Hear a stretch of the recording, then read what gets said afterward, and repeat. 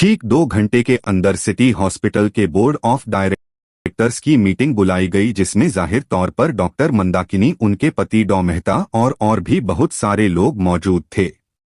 किसी को कुछ भी समझ में नहीं आ रहा था कि आखिर सारस्वत ग्रुप ने इतनी इमरजेंसी में मीटिंग क्यों बुलाई है। जैसे ही मीटिंग का समय हुआ, सुहाना विक्रांत के साथ मीटिंग रूम हुई। डॉक्टर मंदाकिनी सुहाना को चेहरे से पहचानती थी, पर यह नहीं जानती थी कि सुहाना आखिर कौन है। उनके लिए वह सिर्फ एक ट्रकलिंग एक्स डांसर, जिसने राज को फंसाकर राज से शादी कर ली थी। खैर, मीटिंग शुरू हुई। बोर्ड ऑफ डायरेक्टर्स में से डॉक्टर मेहता ने सबसे पहले विक्रांत की ओर मुखातिब होते हुए कहा, मिस्टर सारस्वत, आपने यह मेरे इस तरीके से क्यों बुलाई है? वह भी इतनी इमरजेंसी में। आधे लोग तो शहर में ही नहीं हैं। उन सबको हमें वीडियो कॉल के थ्रू कनेक्ट करना पड़ा। विक्रांत ने सीधा और सपाट से जवाब दिया, मैं सिटी हॉस्पिटल के अकाउंट से अपना इन्वेस्टमेंट बाहर निकालना चाहता हूं। विक्रांत के यह शब्द डॉक्टर मेहता, डॉक्टर मंदाकिनी और बाकी के बोर्ड ऑफ डायरेक्टर्स के ऊपर पहाड़ की जगह पड़े, क्योंकि हर कोई जानता था कि सारस्वत ग्रुप में अगर इन्वेस्टमेंट बाहर निकाल ली तो सिटी हॉस्पिटल का अस्तित्व खत्म हो जाएगा। उनका मेजर परसेंटेज होने की वजह से सबसे ज्यादा पैसा उन्हीं के पास से आता है। इस बात पर डॉक्टर मेहता ने घबराते हुए कहा, क्यों मिस्टर सारस्वत, आखिर ऐसा क्या हो गया है? आप इतने साल से हमारे बोर्ड ऑफ डायरेक्टर्स में हैं। आज अचानक से ऐसा क्या हो गया कि आपको हमारी अकाउंट से अपना इन्वेस्टमेंट निकालना पड़ रहा है? विक्रांत, मेरा आप लोगों पर से भरोसा उठ गया है। मुझे लगा था कि हॉस्पिटल एक अच्छी और एक जगह होती है जहां पर उन लोगों का इलाज होता है जिनकी तकलीफ उनकी जिंदगी से बड़ी हो गई है, पर मुझे नहीं पता था कि आप लोगों ने यहां पर धोखाधड़ी का धंधा खोल रखा है। विक्रांत ने यह बात डॉक्टर मंदाकिनी की ओर देखकर कही थी। डॉ मेहता ने बात को संभालने की कोशिश करते हुए विक्रांत की ओर देखकर कहा, नहीं, आपको कोई गलतफहमी हुई है। हमारे यहां तो ऐसा बिल्कुल भी नहीं होता, बल्कि हम तो उन लोगों का भी इलाज करते हैं। तो हमारा इलाज सपोर्ट नहीं कर सकते, बल्कि जो लोग हमें पैसे नहीं दे पाते उनका भी हमने एक अकाउंट बना रखा है जिसके जरिए उनका इलाज होता है, ताकि हर किसी को इलाज मिल सके। विक्रांत, मुझे नहीं पता, मेरी बहन के पास इस बात के सबूत है कि आपके यहां धोखाधड़ी हुई है और आपके यहां से गलत रिपोर्ट बनाकर भेजी गई है। अब चौंकने की बारी डॉक्टर मंदाकिनी की थी, क्योंकि अब तक जिसे वह एक स्ट्रगलिंग डांसर रही थी, वह तो सारस्वत ग्रुप के ओनर की बहन और बेटी है। पर तभी डॉ मेहता ने कहा, ऐसा हो ही नहीं सकता। इसके बाद बोलने की बारी सुहाना की थी। सुहाना ने जल्दी से अपने बैग से एक पेन ड्राइव निकाली और उसे वहां पर लगे हुए टीवी पर कनेक्ट करके प्ले कर दिया। जैसे ही टीवी पर पेन ड्राइव प्ले हुई, एक कमरे के अंदर शनाया दिखाई दी, जिसमें वह फोन पर डॉक्टर मंदाकिनी से बात कर रही है। शनाया, हेलो आंटी, आप कैसी हैं? रिपोर्ट तैयार हो गई? हाँ आंटी, राज बिना रिपोर्ट के मेरी बात पर यकीन नहीं करेगा और इस वक्त मेरे लिए बहुत जरूरी है कि वह मेरी बात पर यकीन करें। वैसे भी इस बच्चे को राज का नाम मिला बहुत जरूरी है। यह बच्चा मेरी जिंदगी में बहुत सही समय पर आया है। राज और सुहाना का तलाक हो चुका है, हालांकि दोनों साथ ही रह रहे हैं, पर मैं नहीं चाहती कि उनकी दोबारा शादी हो। और राहुल ने भी मुझे छोड़ दिया है तो अच्छा है। बस आप रिपोर्ट तैयार करवा दीजिए और टाइम पर उसे भेज दीजिएगा। वीडियो में एक ही तरफ की आवाज थी, पर उससे साफ समझ में आ रहा था कि शनाया जिससे भी बात कर रही है उसे झूठी रिपोर्ट बनाने के लिए कह रही है, और इसी वजह से यह रिपोर्ट इस तरीके से झूठी आई है। दूसरे सबूत के तौर पर सुहाना ने शनाया की फाइल सामने रखी, जिस पर कंसल्टिंग डॉक्टर में डॉक्टर मंदाकिनी का नाम लिखा हुआ था। अब जाहिर है, जब डॉक्टर मंदाकिनी शनाया को ट्रीट कर रही है तो यह सारा काम भी उन्हीं ने किया होगा। इसके बाद दोहाना ने डॉक्टर मंदाकिनी की ओर देखकर कहा, आपको जो करना था वह आपने कर लिया। अब आपके पास दो ही रास्ते हैं, या तो बिना किसी को कानो कान खबर हुए आप मुझे असली रिपोर्ट दें, या फिर मैं और भाई आपके हॉस्पिटल से अपना सारा का सारा इन्वेस्टमेंट बाहर निकाल लेंगे।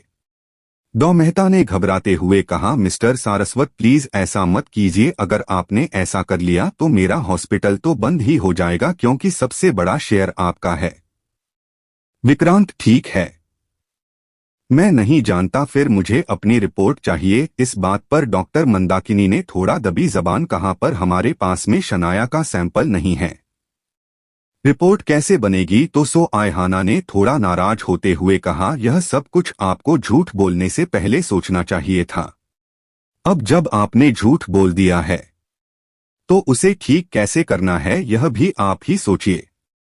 और आप उसकी डॉक्टर है, वह वाकई में प्रेग्नेंट है। आप उसे 100 तरह के टेस्ट के लिए बुला सकती हैं और वह आपकी बात मानकर खुशी खुशी आएगी। मैं साफ तौर पर आपको बता दूं, मुझे असली रिपोर्ट चाहिए। आपके पास में सिर्फ 3 दिन का वक्त है, रिपोर्ट आने में 3 दिन ही लगे थे ना, आपके पास उतना ही वक्त है। आज के आज आप सनाया को बुलाइए और असली रिपोर्ट बनवाइए। अगर असली रिपोर्ट में भी उस बच्चे का बाप राज है तो मैं आपसे वादा करती हूं, मैं सनाया और राज के बीच से हट जाऊंगी। पर अगर ऐसा नहीं है तो शनाया को मुझसे कोई नहीं बचा सकता। सुहाना अपनी बात कहकर सिटी हॉस्पिटल से वापस आ चुकी थी। डॉक्टर मंदाकिनी ने भी घबराकर शनाया को फोन किया और उसे कुछ टेस्ट का बहाना करके सैंपल देने के लिए बुलाया।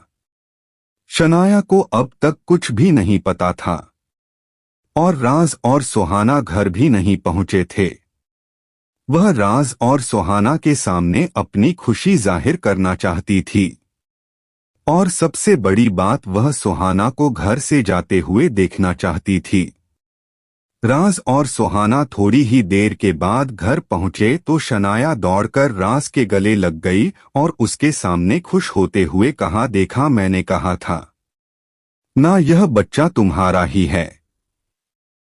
अब तुम्हें मेरी बात पर यकीन हो गया। राज, हाँ, मुझे तुम्हारी बात तो यकीन हो गया है। अब तुम बताओ, तुम क्या करना चाहती हो? सनाया, अब करना क्या है? मुझे नहीं पता कि मीडिया को कैसे इस रिपोर्ट के बारे में पता चल गया है। अब तो सबको पता चल चुका है कि मैं प्रेग्नेंट हूं और यह बच्चा तुम्हारा है। इसलिए मुझे लगता है कि हमें जल्दी से जल्दी शादी कर लेनी चाहिए। अभी यह दोनों खड़े होकर बातें कर ही रहे थे कि तभी मिसेस शेखावत भी पहुंच गई और वो अपनी खुशी जाहिर करने के लिए ढेर सारी मिठाई लेकर आई थी। उन्होंने खुश होते हुए कहा, देखा, मैंने तुम्हें कहा था कि मुझे शनाया की बात पर पूरा यकीन है।